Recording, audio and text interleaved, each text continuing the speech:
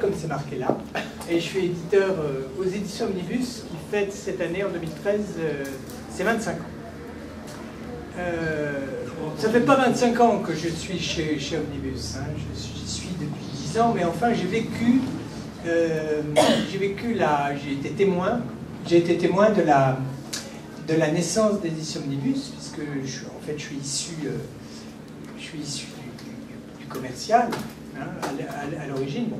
Par ailleurs, j'ai écrit un roman, j'ai fait de la traduction, j'ai fait pas mal de choses. Mais je suis issu du commercial, donc si vous voulez, c'est en tant que commercial que j'ai vécu la naissance des éditions Omnibus. Les éditions Omnibus ont été créées en 88 qui n'étaient pas des éditions à l'époque, c'était une collection des presses de la Cité, qui ne s'appelait même pas Omnibus au démarrage, puisqu'elle avait été créée pour abriter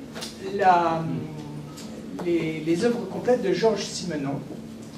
Hein, c'était ça au départ, trouver un format, ce format de bouquin. Il n'y a pas grand-chose de la collection de bouquins qui existait déjà depuis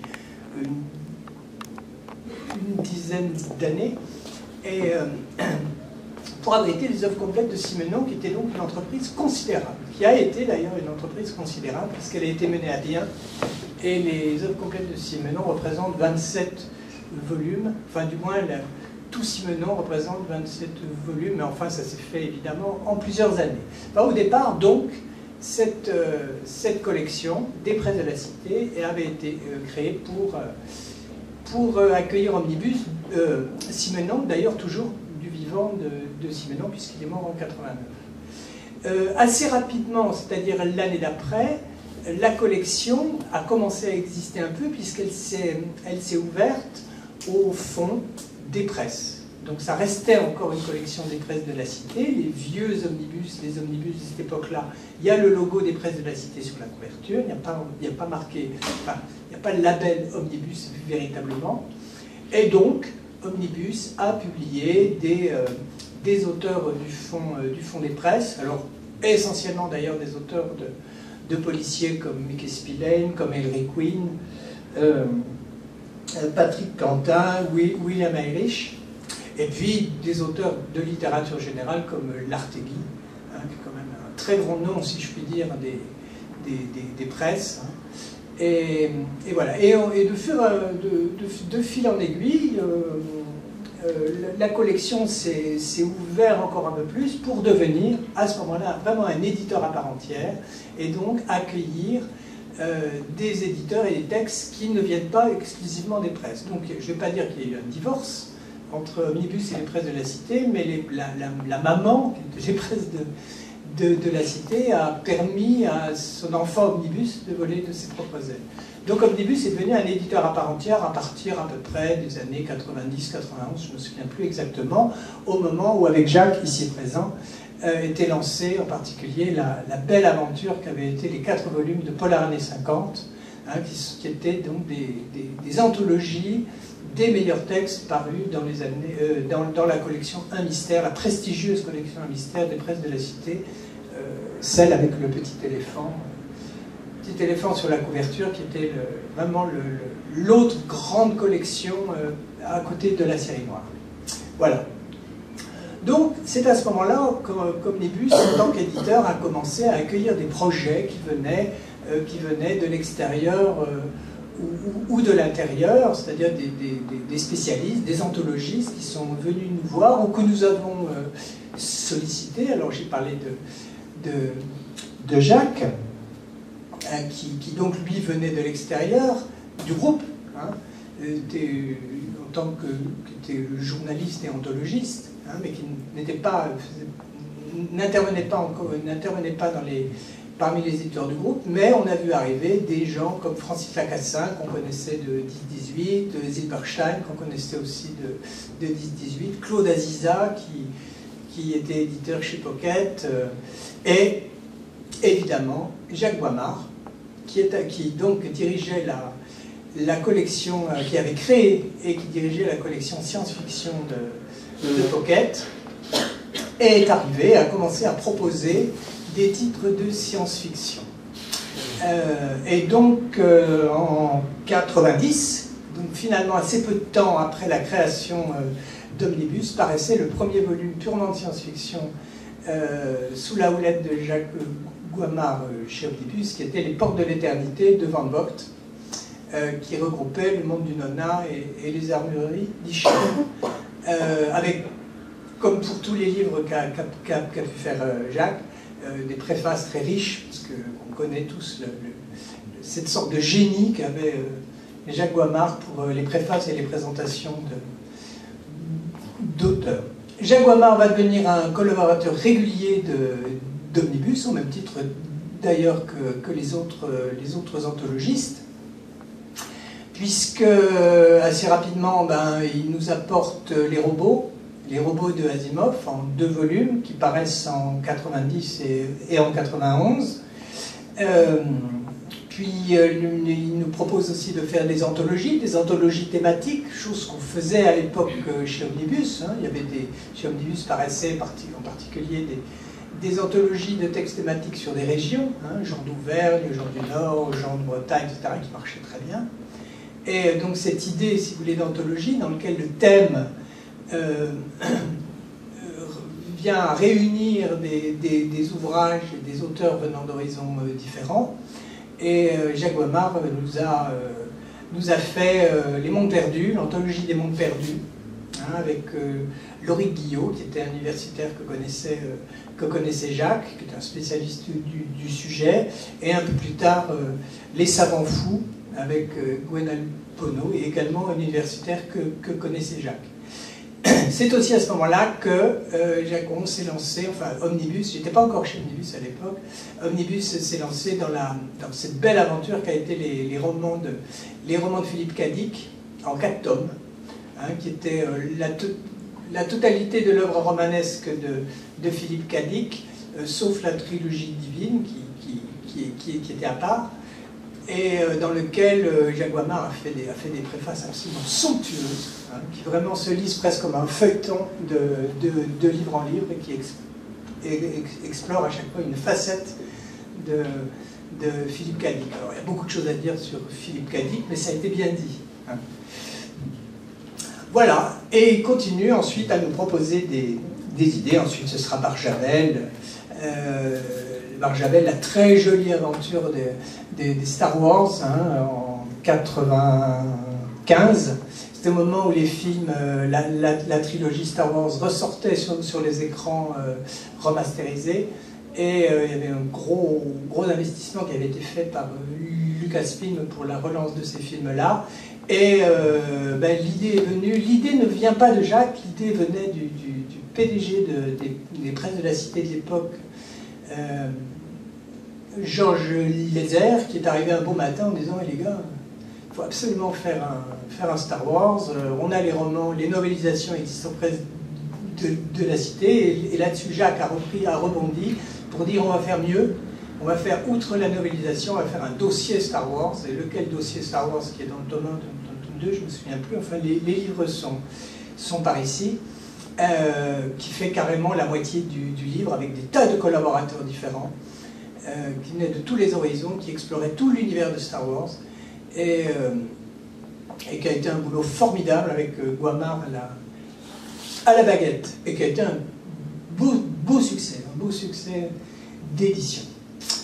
Donc, l'aventure avec Jacques Guammard continue, ce sera la parution de romans de Silverberg, donc vraiment l'exploitation à la fois du fond français avec des gens comme Barjavel et Boulle, et puis donc l'exploitation également des grands auteurs de l'âge d'or, Asimov, Van Vogt, Silverberg, plus tard il y aura Van Vogt, et c'est aussi à ce moment-là que par elle, cette somme que Jacques Guammard avait réalisée avec Roland Stragliati, qu'il avait publié chez Pocket à la fin des années 70, qui était sa grande anthologie du fantastique, dont tout le monde reconnaît à dire que c'est un travail cardinal, et que dans le domaine de l'anthologie de nouvelles fantastiques, on n'a jamais fait mieux.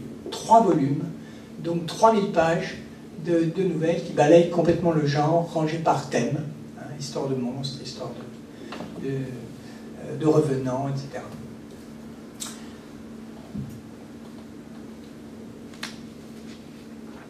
malheureusement, Jacques Guammard a été atteint par la maladie. Alors, au début, bon, il le savait, c'est une maladie à progression quand même assez lente, mais de plus en plus, la maladie a commencé à prendre le pas sur, non pas sur l'intellect de Jacques, qui est resté très éveillé jusqu'à la fin, mais physiquement, il commençait à caler, il commençait à avoir des difficultés à écrire, des difficultés à se déplacer, des difficultés à se concentrer, il était fatigué. Et donc la collaboration avec Jacques est devenue de plus en plus, de plus en plus lointaine. C'était uniquement les difficultés physiques qui faisaient qu'on avait un peu plus de mal. Et enfin, en attendant, moi, quand je suis rentré chez Omnibus, je suis rentré en 2003 chez Omnibus, donc il y a 10 ans, appelée par Dominique Vincent, la directrice de l'époque. Enfin, on se connaissait très bien, hein, on se connaissait très bien avec Dominique, parce que j'avais participé dans mon ancienne vie, donc, hein, j'étais directeur commercial des éditions Solar, ce qui n'a pas grand-chose à voir avec ce qui nous intéresse, mais enfin, j'étais quand même très très ami avec Dominique Vincent, je suivais bien ce qu'elle faisait, j'avais participé à l'édition avec Jacques, justement, mais on ne se connaissait pas à l'époque. Avec Jacques Baudou de la saga de Chroniques de 87e district, qui représente quand même 9 volumes, hein, et pour lequel j'avais complété des traductions qui avaient été coupées à l'époque. J'avais aussi réécrit un bouquin, une traduction dans un des polars années 50, qui est un roman formidable, qui s'appelait du sang sur tes mains de Butler, mais dont le narrateur est un demi-sel anglais et qui parlait en argot. Or, l'argot des années 50, c'est plus du tout l'argot d'aujourd'hui. Il fallait vraiment reprendre le texte, parce que quand on parle des moujingues en parlant des enfants, c'est quand même assez dur je veux dire, dans les années 90, de savoir de quoi il s'agit. Donc j'avais relissé la traduction. Donc on se connaissait bien, et Dominique, Omnibus se développant, a fait appel à moi pour justement m'occuper au sein d'Omnibus, de m'occuper et de développer les littératures de genre, c'est-à-dire le policier, la science-fiction, le fantastique et la littérature populaire dans son acception la plus large. Hein. Et c'est comme ça que j'ai pu travailler avec Jacques Baudou, ici présent, Francis Lacassin et donc Jacques Guammard, mais que je connaissais depuis longtemps, hein, puisque je suis un ancien des presses et que Guammard, je le connaissais de Pocket. Hein, on avait même lié des relations amicales qui, je dois dire, ont été très, très agréables, hein, quand je suis rentré chez Omnibus, qui m'a permis vraiment de plein pied, si vous voulez, de collaborer avec Jacques. Et le premier bouquin qu'on avait fait ensemble, c'était un ensemble de romans de Simac. Et je venais de rentrer chez Omnibus, je suis rentré chez Omnibus en juillet, presque immédiatement. Enfin, je me suis occupé de 2 bouquins qui étaient à peu près dans cet univers. Le premier, ça avait été les œuvres de Bram Stoker avec Alain Pozzioli, et donc le Simac avec Jacques Guammard, parce qu'il y a beaucoup de Jacques. Jacques Lacassin, Francis Lacassin. Et donc c'est à ce moment-là, donc Jacques, en commençant à, je ne vais pas dire à être en retrait, ce n'était pas le cas, mais ayant beaucoup moins d'énergie pour travailler que ce qu'il avait pu avoir auparavant, eh ben, la porte s'est aussi ouverte. Il n'y a pas de collection, il n'y a pas véritablement de directeur de collection chez Omnibus. On accueille des projets avec quand même des référents prioritaires, c'était Jacques. Mais Michel Demuth est venu nous proposer un volume thématique, hein, qu'on a appelé Catastrophe, hein, qui était sur des scénarios de fin du monde. C'est un bouquin joyeux, et qui est probablement d'ailleurs le dernier travail qu'a fait Michel Demuth, parce qu'il est mort très peu de temps après. Et donc c'est Catastrophe, l'Anto Demuth, est la seule contribution de Michel au catalogue. De la même façon, on avait pris langue aussi avec Brussolo. Un premier volume de Brussolo était paru avant moi, et j'ai fait en sorte qu'on fasse un deuxième volume de Bruce Solo directement avec l'auteur, considérant que Bruce Solo est un auteur très original et important dans le domaine des littératures de l'imaginaire, et si l'on peut dire un classique. Parce qu'en fait, arrivé à peu près à cette époque-là, qui est le milieu des années 90, on s'est réellement posé des questions, ça a été vraiment un sujet de réflexion entre Jacques Guammar et moi sur finalement qu'est-ce que c'est que la vocation d'Omnibus dans le domaine des littératures de l'imaginaire, sachant qu'on était le seul auteur, le seul éditeur dans ce type de format à faire des ouvrages de science-fiction. Bouquin ne s'y était pas intéressé. Hein, et donc,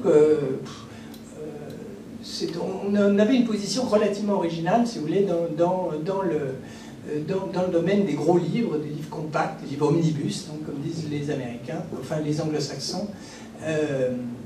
Et quand même, bon, on commençait à avoir à ce moment-là, au milieu des années 90, un catalogue assez fourni, vraiment une histoire, hein, puisque ça faisait 15 ans qu'Omnibus publiait des littératures de l'imaginaire. On se rendait compte que les très grands textes de l'âge d'or, les très grands auteurs, c'est-à-dire les classiques de type Asimov ou Barjavel, fonctionnaient très bien, fonctionnaient en fond, mais dès qu'on décrochait un tout petit peu, non pas en qualité, mais en notoriété d'auteur, ben, on avait beaucoup plus de difficultés. Les insuccès relatifs des ouvrages de Silverberg, de Simak et plus tard de Sturgeon, hein, alors qui sont quand même des auteurs considérables, d'autant que le Sturgeon, il y avait un inédit à l'intérieur. Il y avait un texte autobiographique de Sturgeon qui était jamais paru et qui est très très intéressant. Enfin bref, c'est un succès relatif, donc, nous a donné à réfléchir, hein, en se disant, bon, quelle est réellement la vocation et le positionnement et le savoir-faire, hein, d'Omnibus dans le domaine des littératures de l'imaginaire. La réflexion, c'est que, d'une part, nous sommes un éditeur de classiques, nous ne sommes pas un éditeur qui nous adresse, notre production ne s'adresse pas aux spécialistes de science-fiction, mais on s'adresse au plus grand nombre. Et autant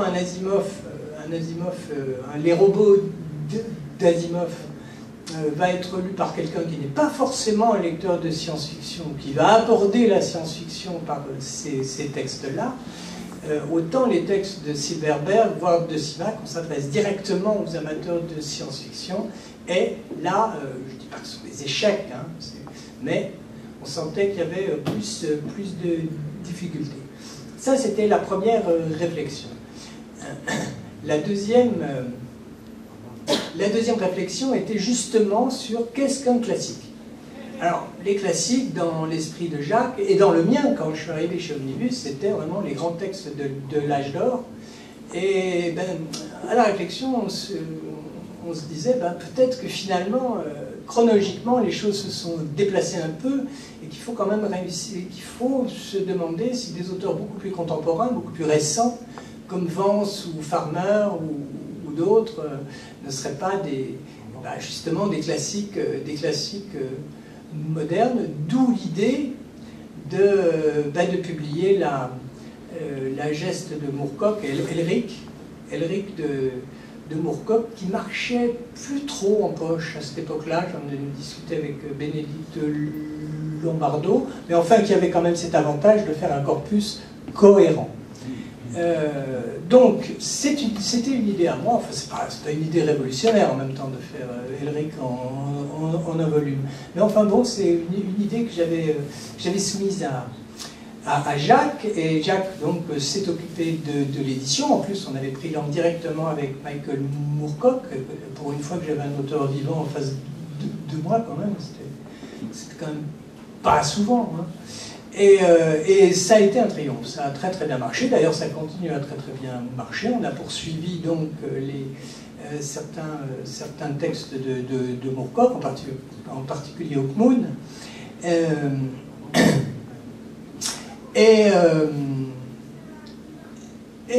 mais finalement on se rendait compte que les grandes sagas, les choses évidentes, avaient de toute façon été faites, et on avait de plus en plus de difficultés difficulté à trouver de bons livres à faire. De bons livres à faire encore sous ce format omnibus qui est de réunir des textes ou d'un auteur ou de plusieurs sous un même thème. J'avais quand même ressorti de la naphtaline quand je suis arrivé chez Omnibus, un vieux projet de Jacques qui était resté dans les tiroirs faute de temps de l'équipe, qui était Nouvelle des siècles futurs, qui a été très remarqué par la critique et le public puisqu'il est épuisé aujourd'hui. Qui était une anthologie de nouvelles de science-fiction, de Jules Verne à aujourd'hui, hein, et qui était donc, si je puis dire, le livre, on peut dire, de base pour celui qui voulait connaître le monde de la science-fiction dans toute sa diversité. C'était presque un livre pédagogique, qui a été un joli succès, qui a été un travail épouvantable à faire, parce qu'il y a 80 textes, 80 demandes de droit auprès des agents, des traducteurs, des éditeurs, c'était assez épouvantable à faire. Mais bon, on a quand même réussi à le faire. Et il a très bien marché. Finalement, Jacques Ouamard, le dernier livre que j'ai fait avec Jacques Ouamard était les chefs-d'œuvre du fantastique, qui en réalité était l'anthologie du fantastique qu'il avait pu faire, et qui était épuisé. Il y avait 3 volumes étaient épuisés, on ne voulait pas les réimprimer parce que quand même on les vendait vraiment très très difficilement, et je trouvais quand même dommage, si vous voulez, d'avoir cette mine de nouvelles très considérable à notre disposition sans en faire grand chose. Donc on a fait avec Jacques, c'est le dernier livre qu'on ait fait ensemble, qui était une anthologie de l'anthologie. Il avait fait la sélection, et il avait voulu faire la préface, mais physiquement il n'y arrivait plus, donc il m'a trouvé des préfaciers, et on a fait ce livre ensemble, et ensuite Jacques s'est retiré. Donc voilà, pendant un moment il n'y a eu personne pour présider aux destinées de la science-fiction. Enfin, j'ai fait quand même un H.G. Wells avec Lacassin. Et jusqu'à ce que je rencontre Sébastien Guillot, qui avait été le premier directeur de la collection science-fiction de Folio, et ensuite avait été éditeur chez Kalman, où il avait créé et dirigé la collection Interstice, qui s'était arrêtée. Et donc Sébastien était libre, il connaissait pas mal le monde de l'édition, il connaît évidemment bien la science-fiction, il connaît bien le fond, il sait comment travaillent les éditeurs, donc c'était assez... Et il avait tout à fait bien compris quelle était la façon de faire d'Omnibus, donc on s'est assez bien entendu immédiatement, et donc on a décidé ensemble de travailler, de faire en sorte qu'il devienne, je ne vais pas dire remplacer Jacques, hein, c'est très très difficile de remplacer Ouamard, mais du moins de pouvoir apporter, si vous voulez, des projets, de prendre sa succession au sein d'Omnibus, sachant que cette succession en question à aucun moment il n'était pas le seul à pouvoir être susceptible de nous proposer des projets dans le domaine des littératures de l'imaginaire, et c'est donc lui qui nous a apporté, qui a eu l'idée de faire paraître le cycle de Mars de Burroughs, qui est paru l'année dernière, qui était paru à la faveur du film John Carter of Mars, hein, qui était paru en tout début d'année dernière, donc on avait sorti notre livre en même temps. Il se trouve que le film avait fait pchit, hein. Le film a été sorti vraiment en catimini par Disney, le film avait fait un échec aux États-Unis, donc Disney avait mis son mouchoir par-dessus et l'a sorti vraiment de façon fugace en France, alors que, mon Dieu, c'est un film très fidèle, en tout cas très fidèle au roman. Alors moi j'étais un peu dépité, vous voyez, on sort le bouquin en disant voilà, on va quand même être tiré par le film, et le film reste 15 jours à l'affiche et disparaît. Mais c'est un livre qui a été la meilleure vente d'Omnibus l'année dernière. Il y a eu un phénomène de bouche à oreille, il y a eu je sais pas, enfin bref, en tout cas, le cycle de Mars, à ce jour, s'est vendu à 9000 exemplaires nets, ce qui est considérable, hein, si on sait quand même que ce sont quand même des ouvrages à 28 €, c'est pas rien, hein, c'est un investissement. Et c'est un livre qui a connu une carrière très régulière, donc de sa parution en février de l'année dernière à aujourd'hui, et vient de paraître, là, il y a un mois, le volume 2, donc le canon des aventures de John Carter, enfin de Barsoum en tout cas, de Burroughs, est paru dans son intégralité. Et voilà. Et donc nous en sommes là aujourd'hui en science-fiction, enfin dans les littératures de l'imaginaire en tout cas, avec Omnibus. Alors il y a beaucoup d'ouvrages qui sont épuisés évidemment, qu'on n'a pas réimprimés, d'autres ouvrages dont on a perdu les droits. Hein. Par exemple, De Noël a repris les droits de fondation et l'a publié, et Gilles Dumais l'a republié, l'a réédité dans sa collection Lune d'encre, ce qui est... C'est normal, hein. Je comprends, c'est quand même le patrimoine de Noël, c'est normal que ce soit eux qui l'exploitent. De la même façon, les romans de Dick, la très belle édition des romans de Dick, Dick a changé d'agent, les droits sont partis chez Gélul, qui fait d'ailleurs un travail admirable sur la retraduction des romans. Enfin, en tout cas, notre édition de l'Intendant est épuisée. Mais ce qui n'empêche qu'aujourd'hui, on peut se dire que celui qui aurait la totalité des ouvrages de science-fiction qu'a fait paraître Omnibus, ben bon sang, je crois qu'il a une belle, jolie collection de science-fiction à sa disposition, très représentative du genre, et quand même riche en nombre de titres. Voilà, c'était Omnibus.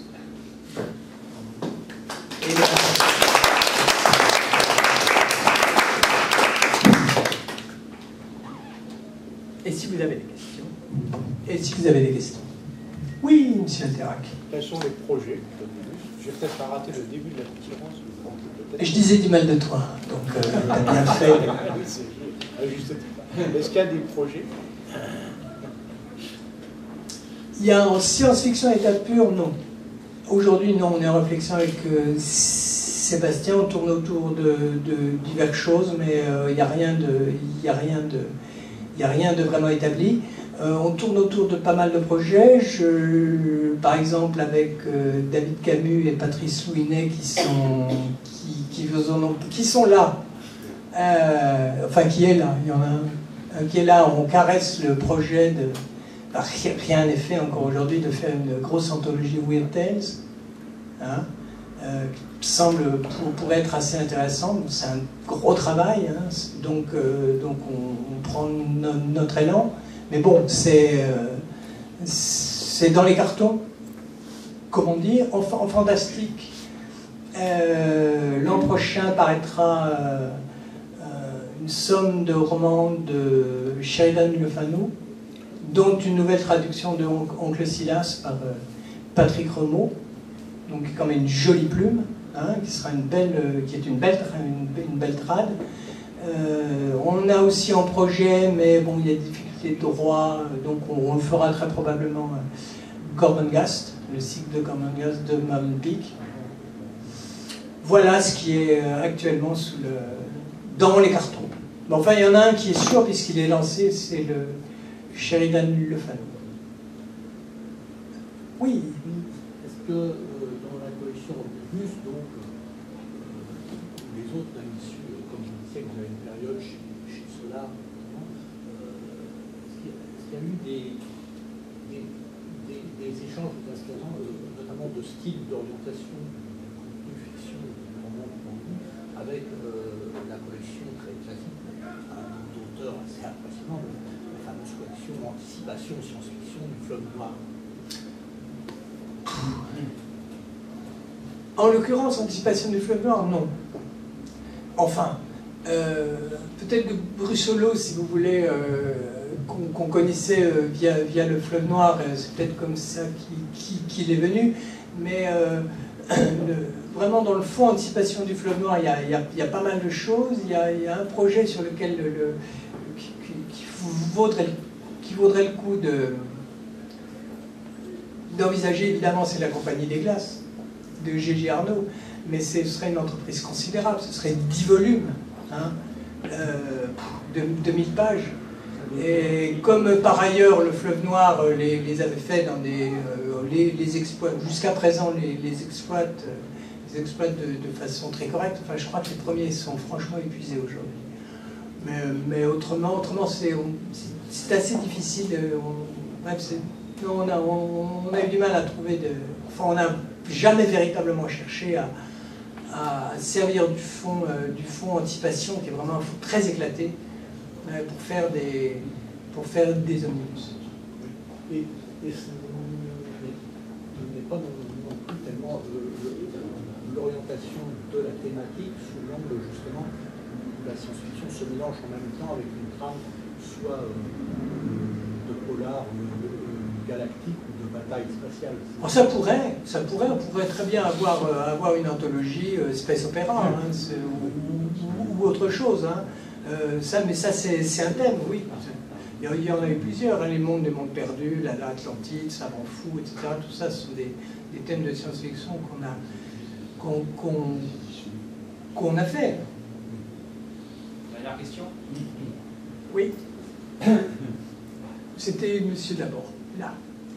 Je vous écoute. Vous n'envisagez pas de faire une anthologie sur la RDSF?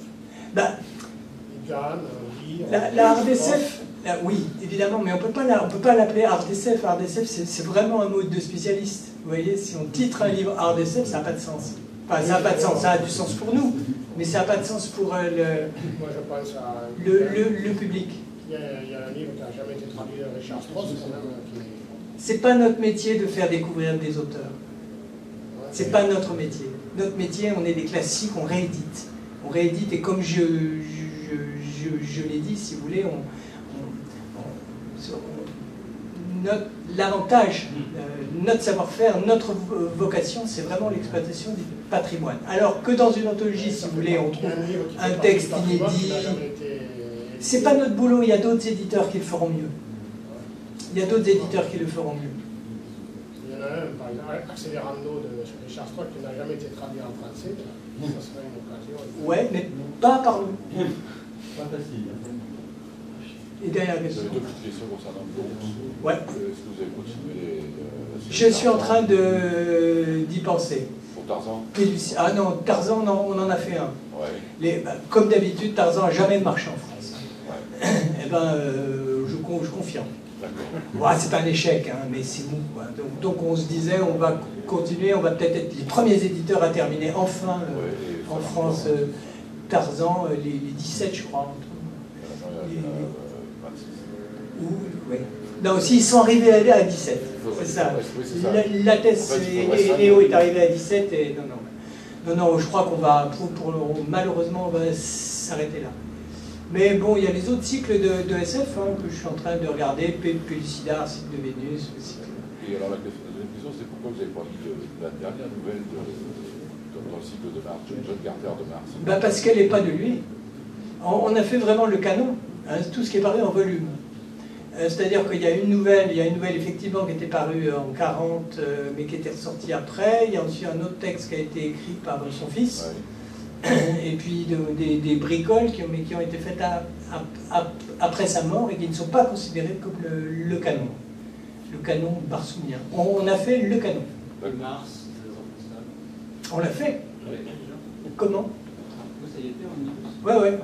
La trilogie martienne, 5 400 000 signes. C'était un bouquin absolument énorme, il fait 1600 pages, il y a des lignes partout, on aurait pu en écrire sur la tranche, on l'aurait fait. Ça c'est vendu. Oui, on l'a réimprimé. On l'a réimprimé, c'est une vente lente et régulière. Faut dire, c'est un classique contemporain. Là, le cycle de Kim Stanley Robinson, Mars la rouge, Mars la bleue, Mars la verte. Voilà. Terminé. Fini. Merci. Merci à vous.